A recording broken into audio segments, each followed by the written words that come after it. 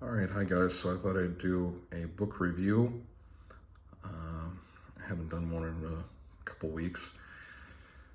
This is Maria Theresa, the Habsburg Empress in her time, and I'm happy to say that I'm really glad I bought this book. It was sitting around I had in my shelf for a while, and I felt kind of bad, felt like I kind of wasted money buying this book, but after I read the whole thing and I finished reading it, I was really glad I got it because I think this is one I'll probably keep coming back to, both to read, just to read for fun, but also for reference. It's 1,042 pages with the, kind of the bibliography and index and kind of that apparatus in the back, but it's quite comprehensive. Maria Theresa, of course, was the Habsburg Empress from 1740 to 1780, so quite a long time. And the book is written by Barbara Stollberg-Rilinger. She is a professor at the University of Münster and is a member of the German Berlin Institute for Advanced Studies, so pretty accomplished scholar. I was happy to read this because it was nice to have a good biography written by a Germanophone scholar about Maria Theresa. I don't know if there's any recent biographies of her. I don't think so. Although she does obviously come up in some of the general survey books on the Habsburg Empire, modern Habsburg Empire. So, for example, Peter Judson, he devotes a lot of, I think the first chapter of his book on the Habsburgs covers Maria Theresa and her son Joseph and successor. But the book, I think, is a really good biography because when it says, the Habsburg Empress in her time, it does a really good job of balancing both Maria Theresa's life and putting her in context, which is always important in a biography. And I got a lot out of this, more than just learning about the Empress, but learning about kind of the culture in the Austrian Empire in the 18th century, a lot about family life, about economic, some economic issues. There is quite a bit about the military. Of course, Maria Theresa is probably best known as the rival and kind of the foil to Frederick the Great of Prussia. And of course, the book does discuss the War of Austrian Succession in the 7 Years' War, although not in extensive detail. Of course, it's mostly about the Empress's relationship to that. But at any rate, really good. A lot of historians now, they prefer to just do thematic type books, and they don't like to do chronology, like cause and effect type history. But I think Professor Stollberg-Rilinger did a really good job of balancing the more thematic issues that you can't really cover in a linear narrative with the kind of chronological approach to just writing about Maria Theresa. It covers a lot about her attempts at reforming the empire, so that included trying to do basic education, improving public health, so the idea of the cordon sanitaire, of quarantining people in case of disease or people coming across the border. The approach of also, we could call it moral reform. Maria Theresa was a very serious Catholic monarch.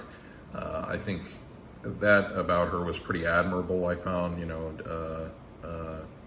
she seemed pretty sincerely religious, and did try to do that, although her execution was not always the best, as Stollberg-Rilinger makes clear in the book. Sometimes a little didn't have kind of the right tact, let's say, to implementing that in society. On the other hand, the less savory aspects of her life are covered, and I think fairly, without getting too gossipy. Sometimes, you read these books, these more popular accounts of monarchs, and they veer into kind of, the celebrity gossip tone, but this book doesn't do that at all. So it covers how she was a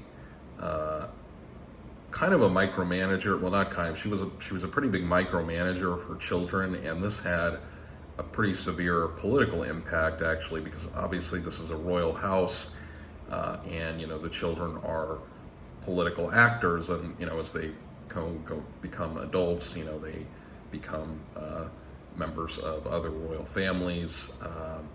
She was particularly controlling toward her daughters, which was a bit I found to be not surprising so much given the period, but a little hard to read sometimes. Not because it's graphic, but just, kind of the psychological impact of that. You can probably imagine, some of you. But she also did it to her sons as well. And that led to resentment with some of her, let's say, less favored sons compared to Joseph, the ones that were not going to be inheriting the imperial throne. They began to resent her, kind of viewed her as something of a hypocrite because she was pretty devout, in her terms of her personal devotion, but when it came to, her relationships with her children, her behavior kind of left something to be desired. So that was quite interesting, and it also, Stollberg-Rilinger uses that to touch on kind of broader family history in the 18th century, like attitudes toward family, especially in the kind of elite classes, which I don't normally read that kind of stuff, but I found it to be I found it to be really worthwhile reading as it came up in the book. Of course, this is a wargaming channel, so she does cover the military issues, well, not issues, but the two major conflicts, the War of Austrian Succession, where she comes to the throne, and then she also, of course, covers the 7 Years' War with Frederick. Although it comes across in the book, and Stollberg-Rilinger really drives this point home throughout, that Maria Theresa did not really, she wasn't the kind of, let's say, personally active in the field monarch like Frederick or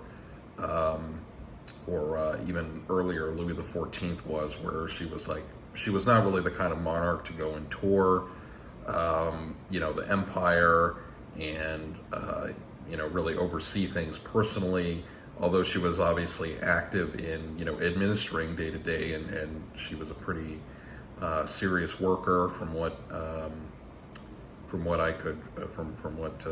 is described in the book. At the same time, she kind of stayed put in Vienna most of the time, and that had some, I think, effect.